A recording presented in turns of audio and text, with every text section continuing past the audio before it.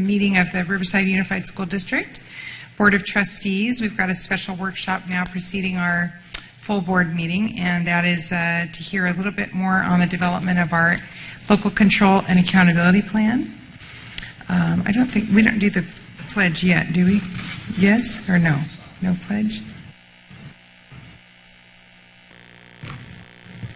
Okay. Mr. Fine, you have a report for us. Good afternoon, Mrs. Lockdawson and members of the board. So tonight is our second round, if you will, of reviewing existing plans. And just to remember the context, these aren't really about going through the plans as much as reminding you that these 15 or so critical plans exist. Because remember, in the LCAP process, we're not really required to redo something that we have and that we're happy with. We certainly can amend any of them. And if those come to light through these discussions, happy to bring those back in a regular agenda. What we hope is that there will be some goals supported by some specific actions in the LCAP where the action will simply say, implement XYZ plan, or refer to the details in the XYZ plan. And that's really the purpose of reminding you of their existence. Some of these plans you've seen recently, some of these plans you saw many years ago. And so as you've already been through the first round, you kind of have a sense of that. And so to remind you where we're in the process, we're still in this January, February time period, although, yes, we know it's the 3rd of March. So we're just across that line. And we will continue this next week on the 10th for the final study session, really on this initial stakeholder and preparation process. So tonight we are only doing existing plans. And next week when we gather, if we stick to our timeline today and we get through the rest of the existing plans in an hour, then next week that we're together, we will have 2 of our expert panels come in, and then Janelle Kumanik from Sacramento, the kind of chief architect of the LCAP template, will be here to kind of walk you through the template itself and answer any questions. So with that said, last time we talked about this group of plans. And tonight we're going to talk about the remaining ones that we've identified, and we are going to actually start with your board goals and then move on to academic English learners. And so I don't think I probably need to remind you of your board goals. You certainly know what those 7 are. Through the LCAP process, although I think some folks say, are these goals just for this year because they'll be readdressed in the LCAP? Again, we're treating the existing board goals as almost an existing plan. You're welcome to change them. You're welcome not to change them. That's really ultimately up to you as you ultimately formulate the plan itself. However, one of the things that we want to do for you tonight is to show how they fit very nicely, almost to the point if just left alone, they fit very nicely in the 8 state priority areas. And so you'll remember that the state has grouped, for purposes of simply communication more than anything in an organization, the 8 state priority areas into 3 groups. The first is conditions of learning, and that would be implementation of the Common Core State Standards, basic services, and you'll hear about an example of basic services tonight when we talk about the major maintenance plan. And course access. The third grouping is pupil outcomes, and those are very straightforward: student achievement and other student outcomes. And you certainly heard last time a real focus on some existing plans that Judy gave you through the LEA plan tonight, that Michelle will give you in the AEL plan, that focuses on student achievement and other student outcomes. Another example of basic services that I meant to allude to that's tonight is Barb Leibel will remind you of the BITSA plan. And BITSA today is very different than what it was many years ago. Today, that is how new teachers through that induction program actually clear their credential. And within basic services is the whole idea of properly credentialed teachers. And then the third grouping, to get back on track here, is that of engagement, both student engagement and parent engagement, and school climate related to that. Overlaying the board goals, then, your first goal deals with literacy, early literacy specifically. And of course, there's no question that that deals with student achievement. It certainly also deals with other student outcomes, especially because when we talk about early literacy, one of the prominent ways that we measure that is through DIBELS. And DIBELS isn't universally implemented across California, and so we may find that reporting on the beginning of the year and the middle of the year and the end of the year, and the progress between those points of DIBEL will ultimately belong in other student outcomes. But it's about student achievement and kids' preparation ultimately to read to learn. College and career readiness is your goal too. Obviously a perfect fit with respect to what we're about with regard to student achievement. Communication is your third board adopted goal, and it fits nicely both in the whole idea of supporting parent engagement and in student engagement. And remember, your board goal focuses on the idea of two-way, not just all pushed out, but also receiving information back. And certainly the LCAP process itself has been a nice example of that, where we've received a lot of input back, actually pushed very little information out other than where to give us input, but we've received lots of input back. Alternative diplomas is your fourth item and goal, and it deals with supports both student achievement and the whole idea of student engagement, because remember, one of the reasons we would look at an alternative diploma is this whole idea about student engagement and some non-traditional types of engagements and things that actually create environments that create disengagement on behalf of students. Master Plan for Growth deals with some planning with respect to the future growth of students and facilities in RUSD, and certainly fits nicely also in basic services. Support for our visual and performing arts programs is not just a student achievement item, but as we know very clearly, it's also about student engagement. And then School Plus 2, another area that the board has certainly had a focus in supporting a variety of extracurricular types of activities, especially financial support, given the appropriateness of our kind of drawing that clear line of distinction between what's okay to charge a student and a parent for and what's not. But supporting that, we all understand that ultimately School Plus 2 is about student engagement that leads to student achievement.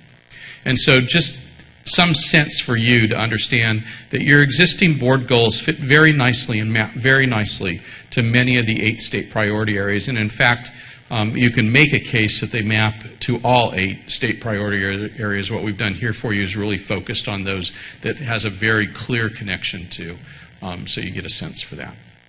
And with that said, then we'd like to move to the first presenter and continue kind of what we started a couple weeks ago. And I believe, Michelle, you are up first with the Academic English Learner Plan.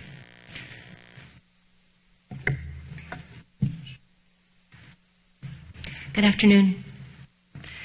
As Mike said, I am here to present the Academic English Learner Master Plan for you. And I know we're on a tight timeline, so. The plan was adopted by the board in 2011 in March. There is no real implementation period for the plan. This is an ongoing living document. And as things change in the district, if we see different needs for students, if different programs come into play, if we have different requirements by state or federal guidelines, then we would make revisions or updates to the plan. But we really want this to be a living document that reflects what's happening in Riverside and the services that we have for our academic English learners. This is not a required document, unlike the LEA plan, which Judy Paredes presented to you last time.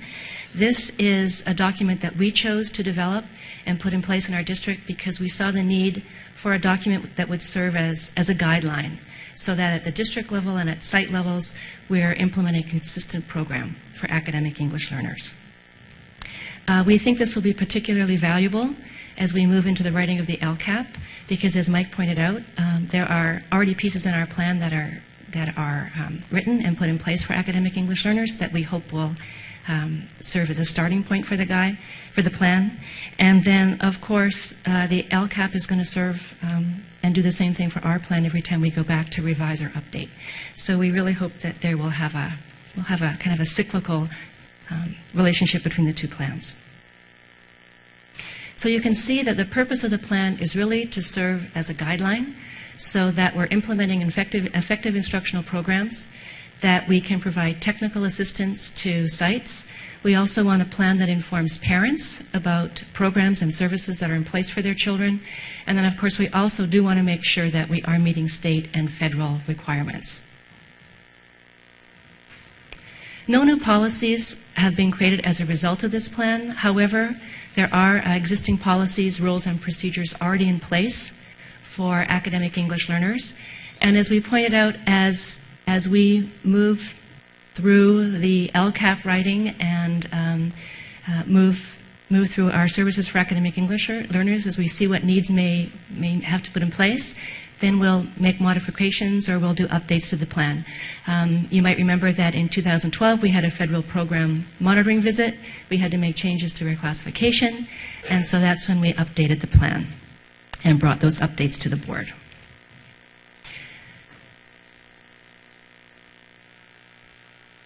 This plan has been aligned to state and federal compliance items. So as we began to draft the plan, we wanted to have some sort of strategy to use to bring it all together. So we do have it aligned to state and federal compliance items. Each section of the plan introduces an area of compliance and then describes it in detail, but really, after that, the rest of the section talks about what we do in RUSD to really make sure that we're meeting the needs of our students in this area and doing what's best for students. So our plan really is designed to reflect what is happening in Riverside Unified School District that's there to support academic English learners. And you can see some of the examples of some of the topics that we address in the plan. How we identify students, it's critical that we know who our academic English learners are. How we provide parental involvement and support, and we'll talk a little bit about that in a minute.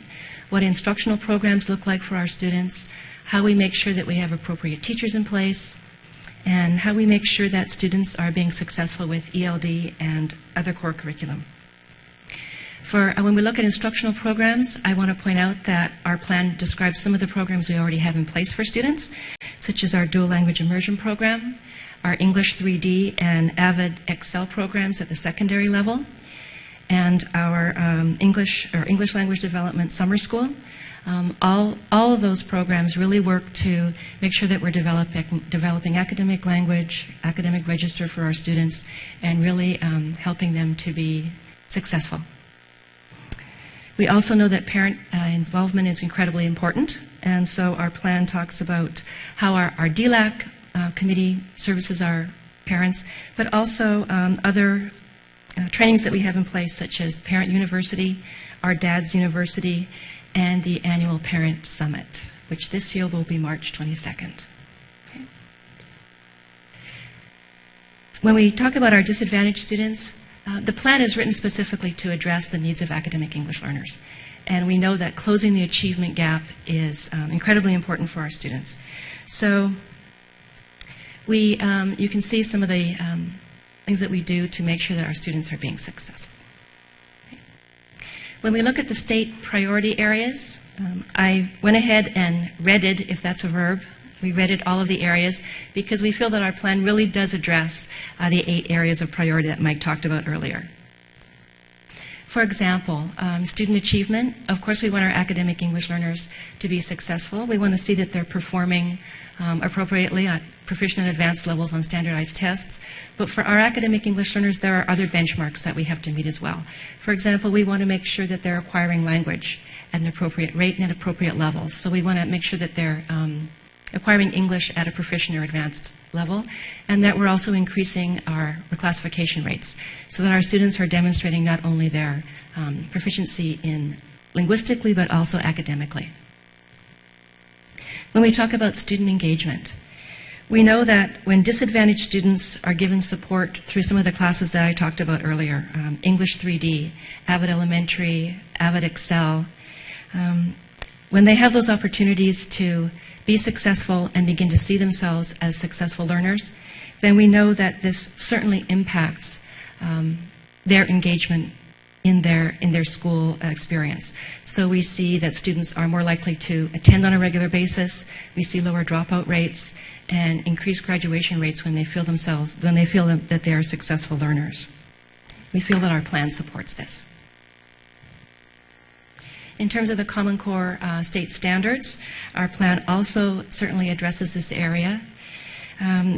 When the Common Core state standards for English language arts and math were adopted, Common Core ELD standards were also adopted.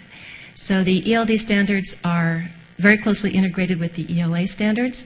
And also, the framework identifies the expectation that English language development will be a thread that goes through all of our curriculum areas. So all of our teachers will be responsible for English language development for our academic English learners. So this is certainly going to be an area of professional development that our plan is going to specifically address. We know how important parental involvement is, and our plan certainly addresses parental involvement as well. We know that students who have parents who are involved and are part of their academic experience have more opportunities for success. So we're supporting our parents, of course, through our site ELACs and our site DLACs, but also through some of those programs we mentioned earlier, like Parent and Dad's Universities that are provided through our Family Services Coordinator, and of course our summit. We know that increased parent involvement leads to academic success, and we also know that it's the right thing to do for students and parents. When we talk about basic services, our plan also addresses basic services as well. We know that academic English learners, just like every other student, have the right to basic services. So they all are receiving required coursework. They're all using district-adopted textbooks. They all should have access to enrichment activities and challenging curriculum. Our plan advises, directs, guides sites and district and our district and how we can supplement this process as well. So what kind of materials can we also bring in that support students? What other coursework can we develop that's going to be a supplemental service for our students? The plan also talks about teachers being authorized and appropriately assigned. So we all know that every teacher who works with academic learners has to be CLAD or BCLAD authorized, and we certainly address this in our plan. When we talk about course access, we have already talked about some of the supplemental courses that we've put in place through the plan for our students, such as English 3D and our Avid Excel and Avid Elementary. We want to make sure that although our students are getting access to core, that they're also having opportunities for additional support that's going to ensure their success. So our plan talks about additional courses for our students. Also, we talk about placement of students and appropriate services through our counselors and through our master schedule. We want to make sure that our students have access to all the kinds of coursework that all of our other students have access to, and that there is equity with that. We also want to help our counselors make sure that they have a positive mindset when it comes to working with academic English learners, that they have high expectations, and they demonstrate the belief that all students can be successful in all types of challenging coursework. We believe a school climate should be an inclusive environment, and we talk about that in our plan. We want to make sure that both our students and parents feel like they are part of the student and the school community, that they're welcomed, and that they have they play an important role and they have an important voice in the community. And a couple of means that we can get at this is to provide access to primary language services, making sure that we have personnel on site that can communicate with both parents and students in their first language, and of course, once again, increase parent involvement. Other student outcomes that our plan supports is the seal of biliteracy. A wonderful opportunity for our students who come to us with a language other than English and can demonstrate bilingualism and biliteracy in their first language and in English. So we support our seal of biliteracy, and we recognize it at elementary, middle, and high school levels. Mike talked earlier about our board goals. Our plan certainly supports our goal number 1, which is literacy by 3rd grade. When we describe, define, create our professional development that focuses in on academic English learners and their specific educational needs, we make sure that we're focusing on language and literacy development. So our professional development makes sure that we're addressing very specific needs of academic English learners. We also want to make sure that we're focusing on those foundational reading skills and the acquisition of academic language in the primary grades. So we can do this through work with core core classes, core subject area, are also through English language development, because English language development also focuses on reading, writing, speaking, and listening.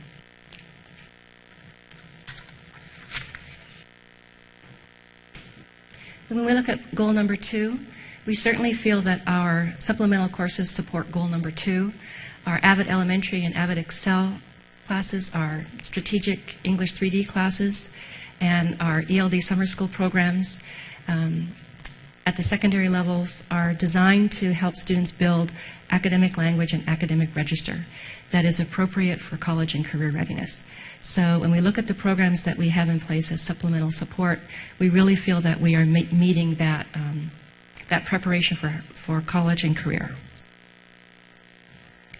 And lastly, when we look at goal number 3, which is developing better ways to communicate with our parents and community, we certainly feel that our plan supports this. We have a large section on parent involvement, and you can see it. There are some of the ways that we address parent involvement through our plan. We've talked about some of them already. I think I went relatively appropriately quickly through the plan. So are there any questions that you have for me before I don't see anybody wanting to ask questions, so I guess you did a very thorough job. Thank you.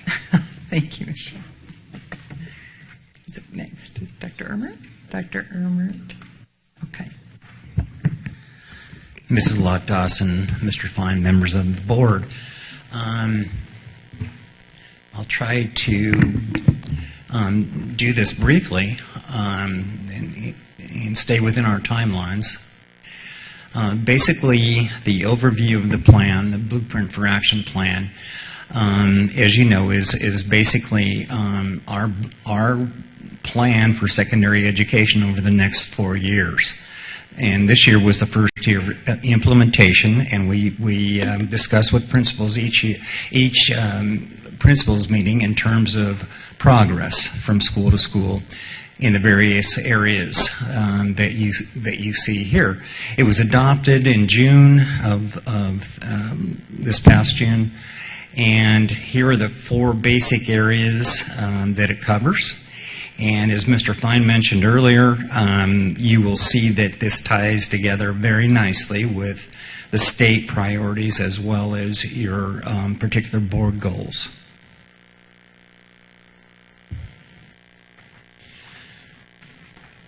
In terms of the policy, there was no revision to the policy other than the fact that we have increased our graduation requirements for our students, and as well as that, you approved the adoption of allowing middle school students to earn high school credits and A through G requirements for certain high-level classes in foreign language and English before they actually even get to high school.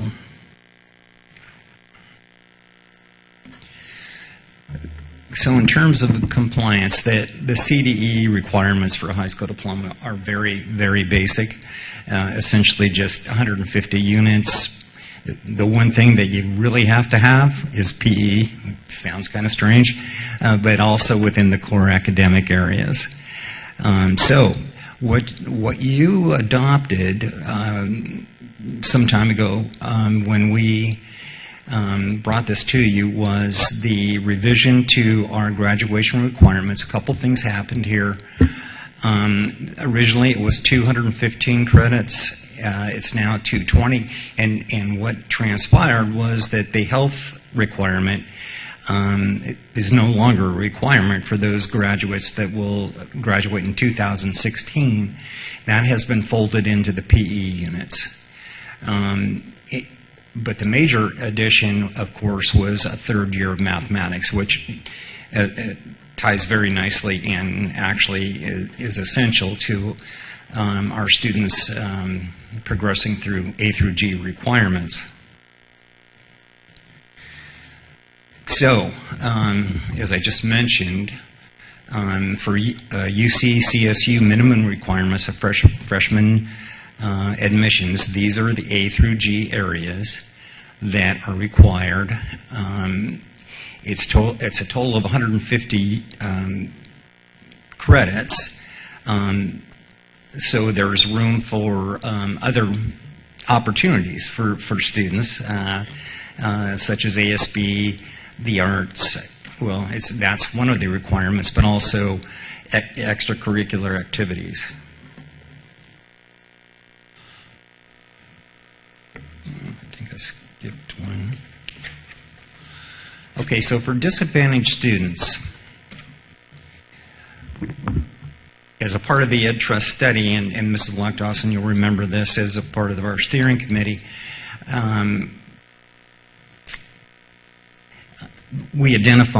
the study identified several areas that needed to be addressed for these students. Indicators for low-income students and students of color have improved, and I've got some statistics I can provide for you with this. And we also found that A through G enrollment and success rates vary by race and ethnicity. I'm going to talk a little bit about our plans to address that. And actually, my colleague, Jorge, will be following me with the Heritage Plan and the Guidance Plan that nicely address this. So we also found that low-income graduates enrolled in these required courses were disparate, and we have plans to address that.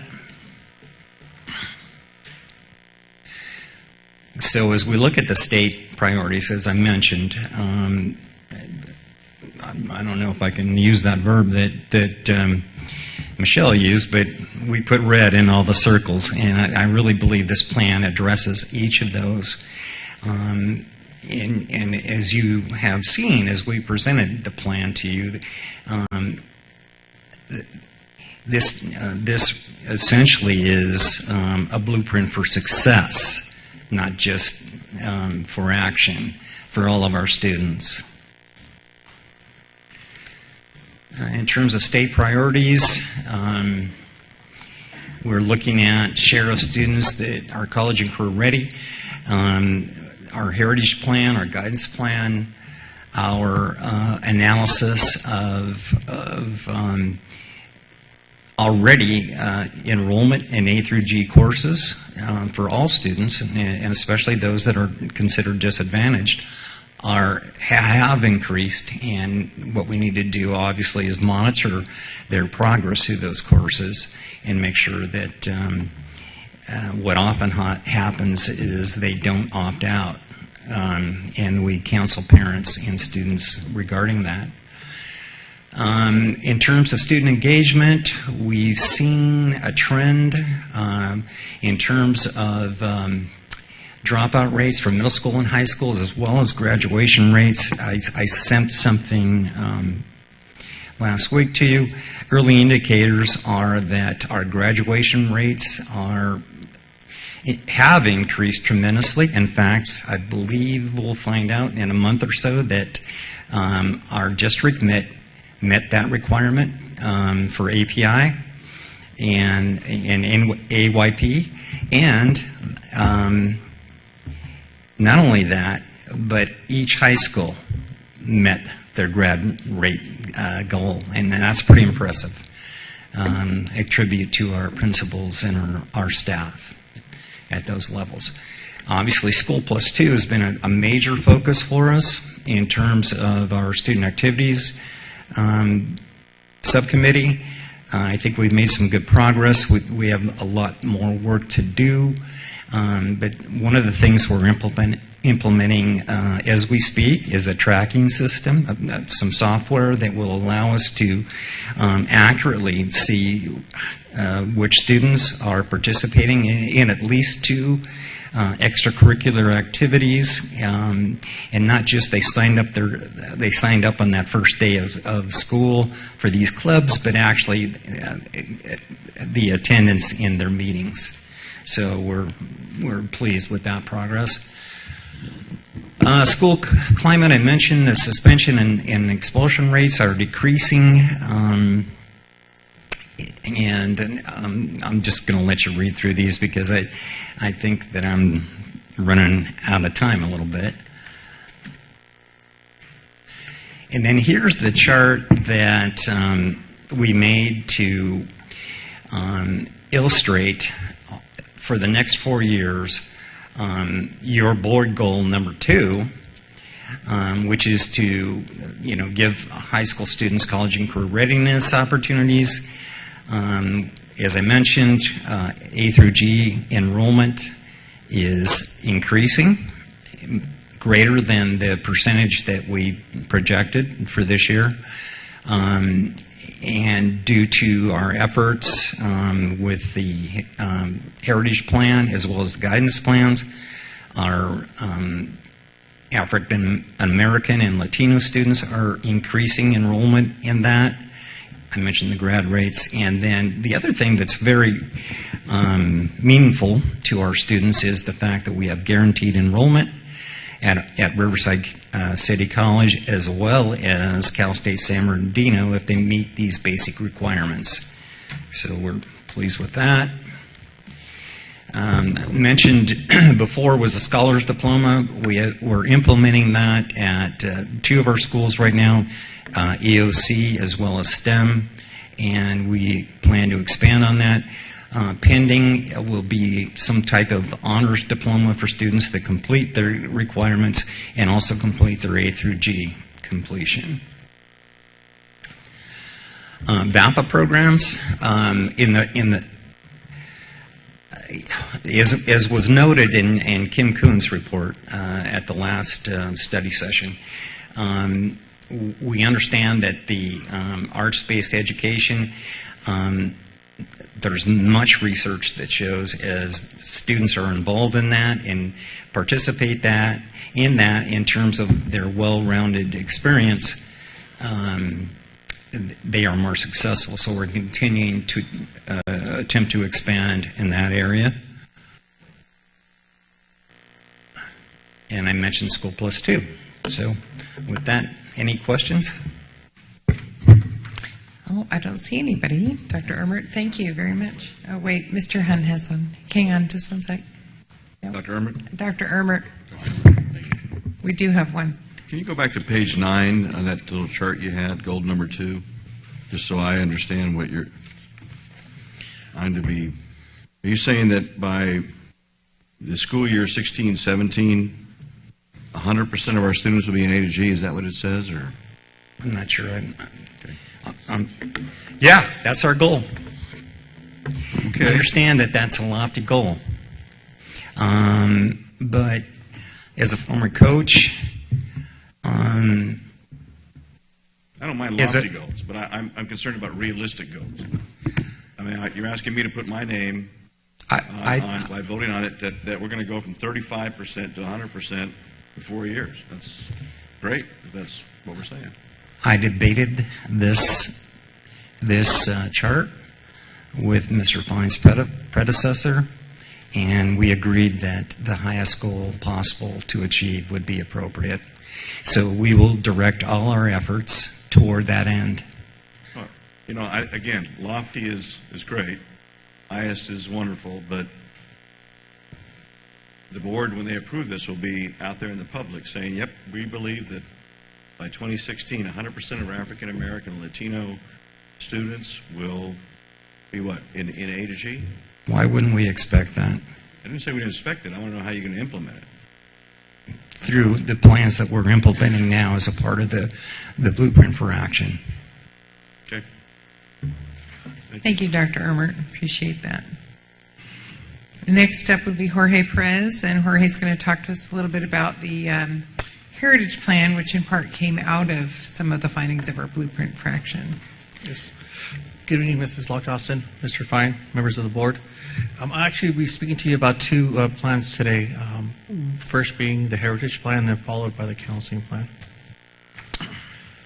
So kind of as I'm hearing folks speak about the previous plans, I'm noticing that there's a lot of overlapping in regards to the efforts that are being made to provide success for our students.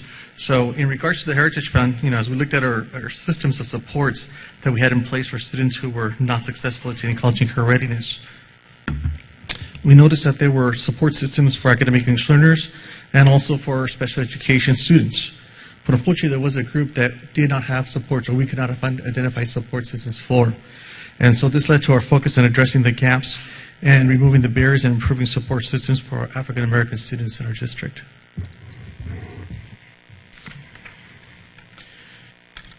As part of our blueprint for action, the board already approved for us to take the steps necessary to provide the support systems for our students to attain A through G completion, and of course address all other goals pertaining to the student and their family. In regards to compliance, Ed Code 11501 discusses providing local flexibility to design a program that best meets the needs of a local community. And the Heritage Plan is intentional guidance and support services driven by data to target students who need additional support to close the achievement gap within college and career readiness. So the plan that we have right now in place to address the student population that's not meeting those goals right now falls within those Ed codes.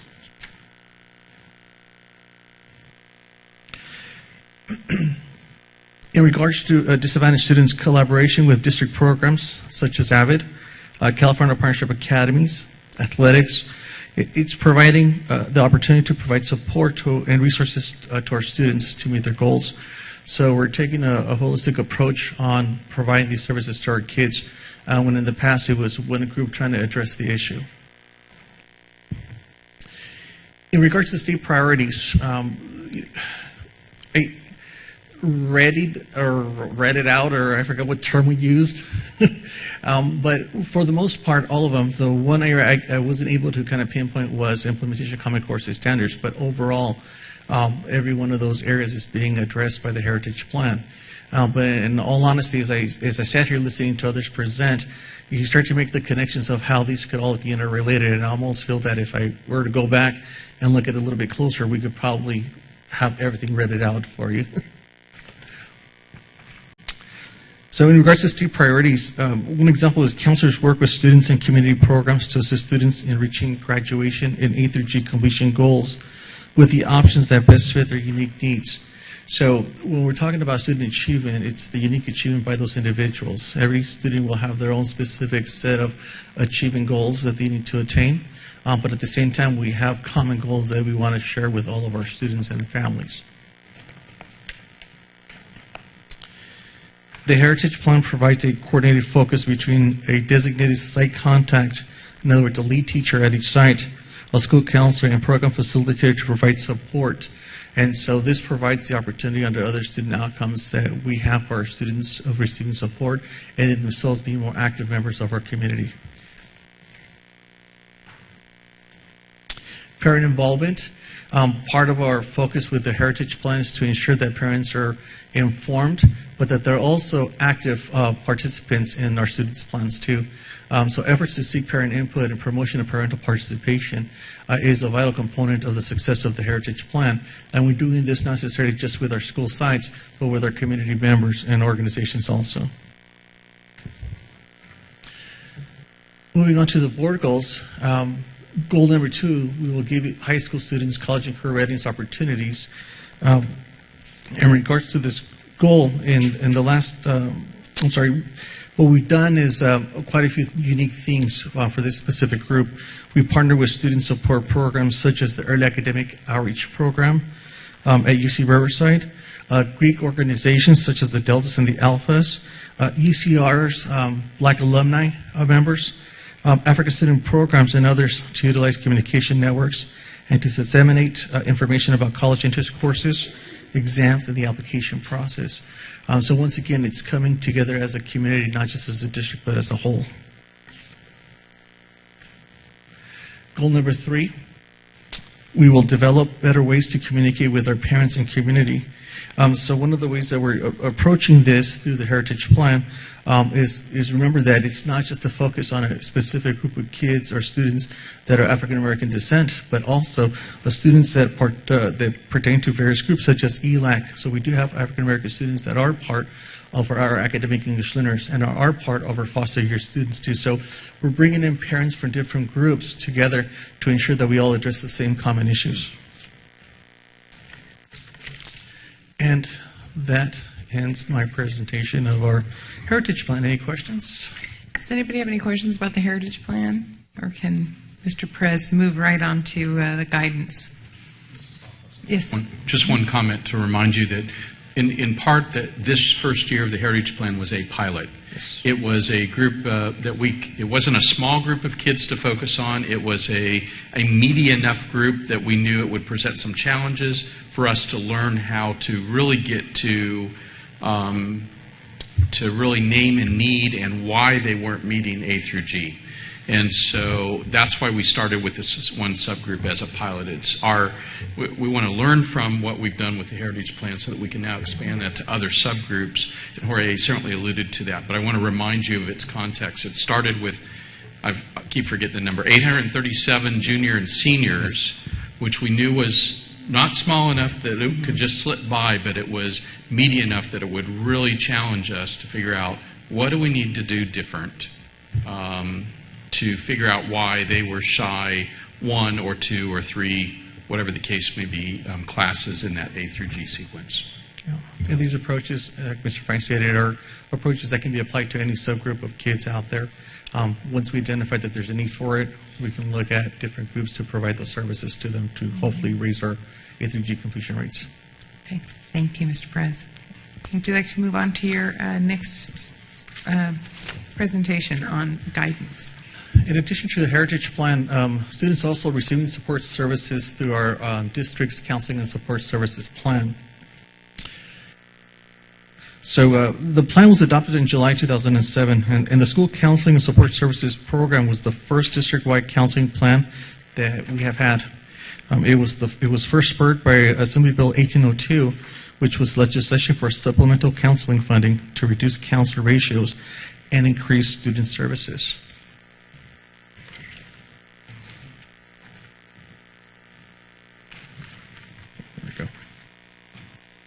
So although there was no board policy created with the adoption of this plan, there are many existing policies that address the counselor's participation. As we look at any one of these policies, as you read through it, it really requires PPS, People Personnel Services Credentialed Individual, to provide specific services for the success within those different categories. So once again, although there wasn't a specific policy, it's still embedded in with counseling services. While there are many education codes where counselors are integrated, the following are 3 examples of specific counselor roles. So if we look as an example at Education Code 49602, it specifically talks about confidentiality with students. And so when working with students, dealing with students, it specifically pinpoints that counselors must keep confidentiality with the age of 12 and older. And usually these are conversations that are having to take place with the counselors, credentialed counselors who know the laws of counseling, and parents to inform as to why we couldn't bring certain things forward to them. And that really it's a big, important piece to counseling within our school sites. So that's just one example. Now, all educational codes do focus on 3 areas. So no matter which one of those we were looking at or any of the other ones that I wasn't able to fit on this slide, they all focus on academic counseling, career and vocational counseling, and personal and social counseling. So all those 3 strands are embedded within all those ed codes.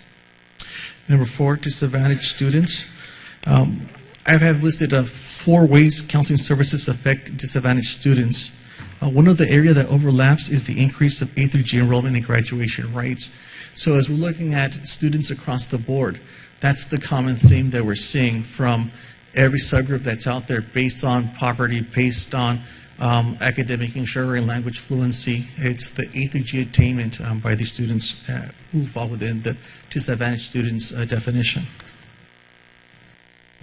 Counselors actually fall within all of the categories, and that was an easy one. I just kept hitting red left and right. So, but in reality, I did double check for you to make sure that they did fall within. Every one of those categories, counselors have a major role in. The one that has started to come up and questioned by many individuals has been the implementation of Common Core C standards, and how does the counselor really fit into that? It's really more of a teacher and the school site and administrator, but in reality, Common Core C standards are based on college and career readiness. And so we first have to address what is college and career readiness and what does it take to truly be college ready. And then from there backwards mapping to ensure that we have those discussions with our sites to ensure we apply the best practices possible for their success. So in regards to student achievement, student engagement here, one example would be counselors are working with students and families to provide not only the normal ways of becoming college and career ready, which is enrollment in your courses, at your comprehensive high schools, but they're also working with colleges, universities, testing agencies to provide students alternative ways of meeting these college admission requirements. The most common one that we're now seeing because of scheduling, because of students wanting to take additional courses in core subject areas, is the issue of foreign language with a lot of our Spanish-speaking students. So now students with College Board 3 years ago allowed for our students who, more importantly, would fall within the low-income category to use fee waivers at the 9th grade. So that was a big change by College Board working with counselors and providing feedback to allow our 9th graders to be able to take the SAT subject test to fulfill the foreign language requirement, opening up their schedules to be able to do other additional courses. So that's just one example there. Also, one of the things that we constantly heard at the LCAP community meetings this past month was not so much a focus on academic counseling, but instead a focus on social, emotional, and career technical education. So that's going to be one of the big shifts for our counselors, that we've kind of feel comfortable now with the academic component of it, but it's now ensuring that we provide those same exact services, or I should say those services at the same level of quality that we have for the others. So that's the one area that we did hear quite a bit as I attended some of these. In addition to one-on-one parent meetings, parent nights, and parent committees, counselors continue to expand ways to reach out to parents. In a couple of weeks, as an example mentioned earlier, we will be hosting our 3rd annual Parent Educational Summit at Arlington High School. So we've actually taken a different lead now in regards to getting the information out to our parents. That's a great opportunity for a lot of our Spanish-speaking communities to come out, feel comfortable, and be able to receive that information that they otherwise sometimes feel that they can't receive because of the language issue. But in addition to that, we've also, for the first time this past year, and we hope to continue to do this as an annual event, offered a Pathways to Higher Ed conference in October. And that nicely paired up with our college fair that we do in conjunction with our Chamber of Commerce here too. And it's in different ways of just getting information from the traditional ways that we've always done, which is, mailers, one-on-ones. We now have the larger settings for our parents. Board goal number 2, giving high school students college and career readiness opportunities. The guarantee programs is one great example of higher education. So in the last 3 years, instructional service specialists from language arts, science, math, working with counselors and university representatives have established MOUs for guaranteed programs at 2 of our neighboring institutes of higher ed, Riverside City College, the 2-year completion guarantee, which we just had a celebration on Friday of the success of it. We heard students speak about it, and without it, they really would be there for another 3rd or 4th year. So thanks to that program, they're in and out, and hopefully can contribute sooner to our community and our citizens of our community. But in addition to that, we've also established MOUs for intermediate algebra and expository reading and writing to better assist our students in placing, once they arrive at the universities, with satisfying the language arts and math placement exams. So those are other great opportunities for them too. And as of 2 weeks ago, we submitted course articulation applications to Riverside City College for 13 of our courses in our district, which if approved, then that means that a student's taking, as an example, anatomy at high school, if they follow the process which is required of earning a BA, I believe, for anatomy, and submitting an application to RCC, they would already have college credit on file with RCC before they graduate. So.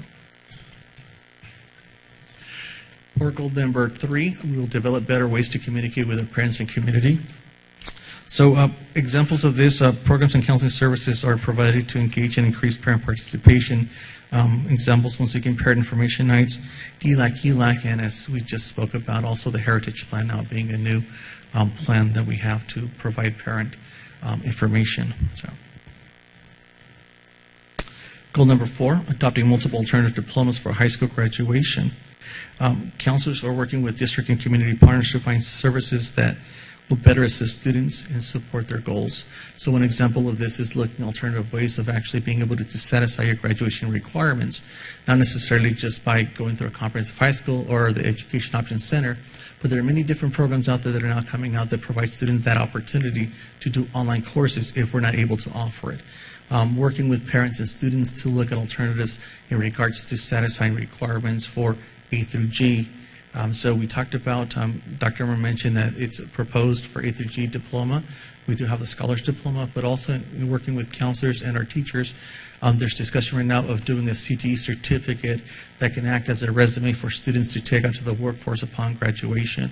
The idea is to start with the certificate process and see how that works, and then present it to possibly one day maybe a possible diploma for CTE students also. So there's two steps that we're all taking, but it's taking it by all of us working together. So, and that concludes my presentation. Any questions? We do have a couple questions. Mr. Lee? I have a question about tracking A through G progress. I remember when I first heard about the Heritage Plan and how it was, I don't want to say simply, but identifying certain courses that were not completed and just getting the students registered in the right class so they're back on track.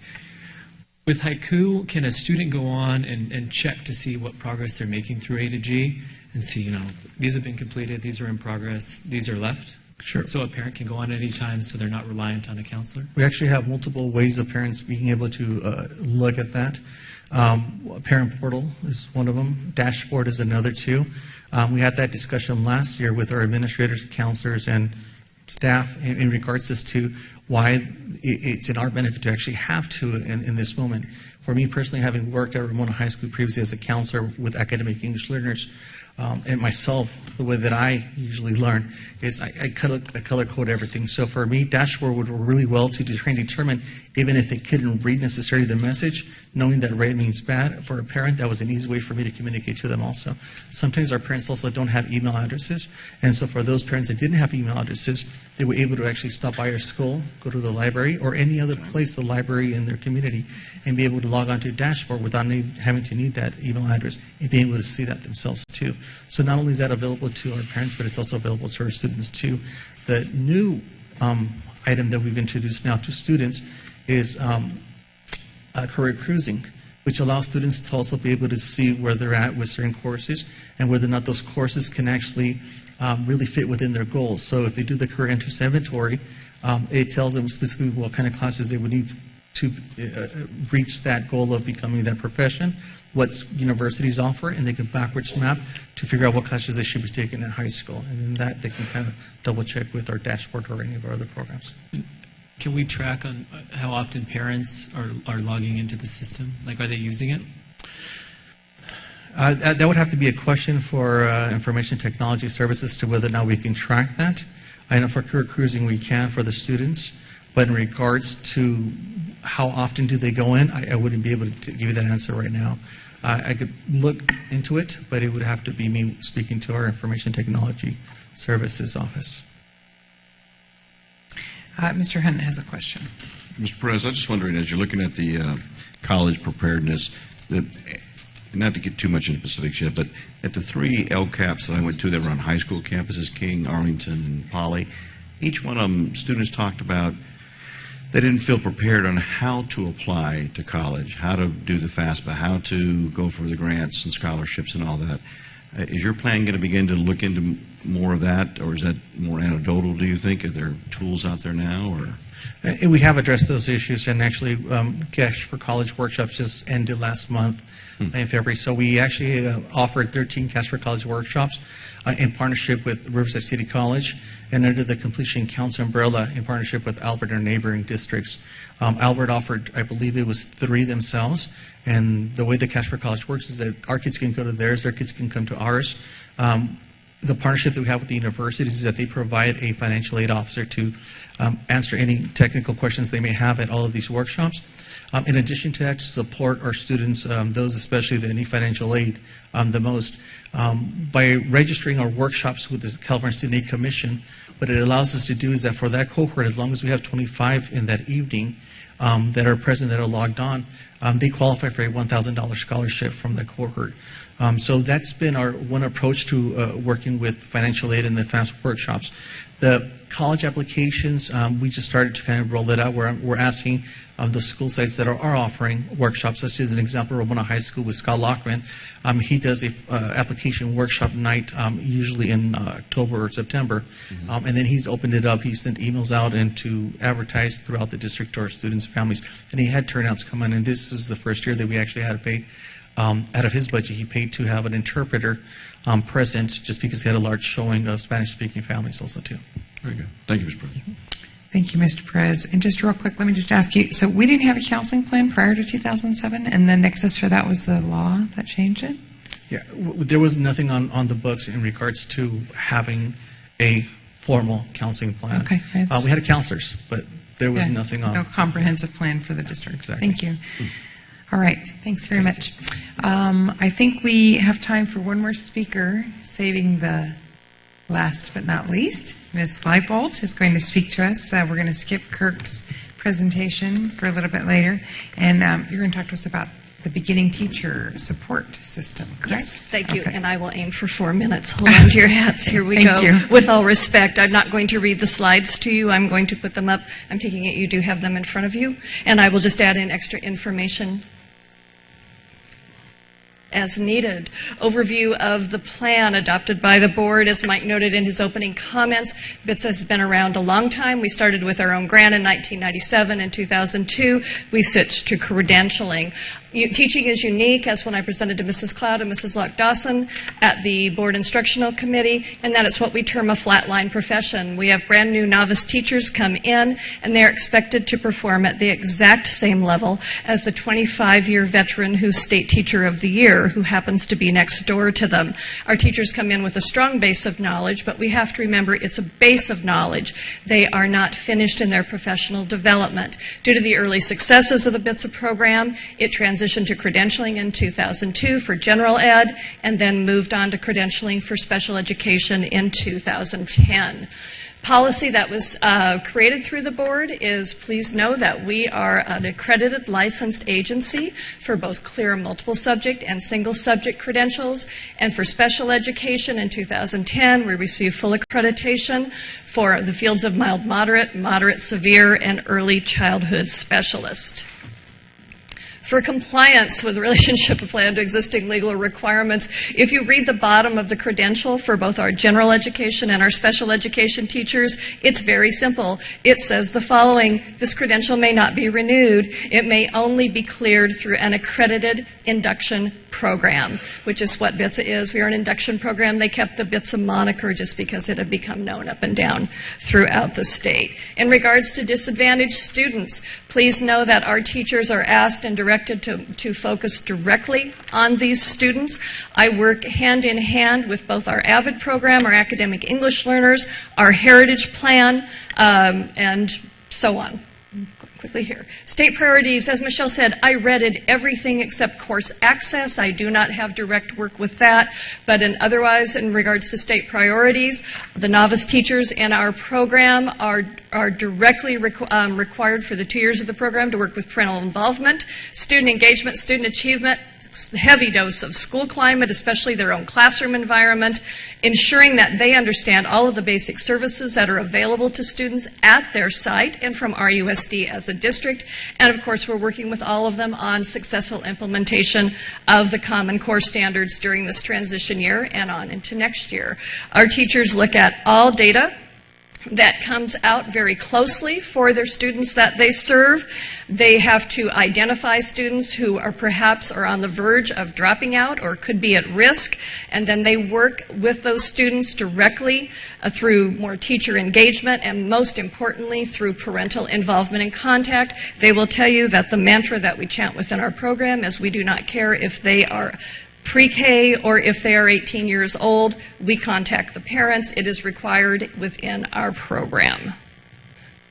For other state priorities, other indicators of that, we know that for all of these, the main impact that was referred to earlier tonight is the impact of teacher expectations on student achievement, and our novice teachers work directly on self-reflecting and ensuring at all times that they have nothing but the highest of expectations for their students, and then differentiate through the scaffolded support that they provide them to ensure academic success for all. For board goals, number 1, literacy by 3rd grade. Please know that this year we have a large number of brand new primary grade teachers. These are novice teachers who are doing goal number 1, literacy by 3rd grade. I ensure that we get extra support to them to help them meet that. For number 2, giving high school students college and career readiness. Please know that we work directly with the implementation of Common Core standards to ensure that our new novice high school teachers understand what is meant by college and career readiness, which is exemplified in the Common Core. As I mentioned earlier, communicating with parents and community, and most importantly, knowing the community that surrounds that school are integral parts of our credentialing program. And goal number 4, we also adopt multiple alternative diplomas. We support that through helping novice teachers, students have support in areas such as History Day, Science Fair, etc., where perhaps one could go for a scholar diploma. 1 minute passed. That wasn't bad, 5 minutes. Any questions? That was amazing. And we understood every bit of it. Thank you, Mrs. Leibel. You don't have any other questions. So what I would like to do now is thank everybody that's been, again, working on LCAP. I know we wrapped up our last meeting this last week. Jackie and Joyce and Gina and everybody else that's helped us support the meetings, and everybody who gave presentations today and have been looking through your plans. I know that's kind of a big task, so we appreciate that. Right now, we're going to close the public session of the meeting, and we're going to convene to closed session, and we will be back here at 5:30 for an open session. Thank you. Oh, do we have any public comments on our closed session? Nope. Okay. Thank you.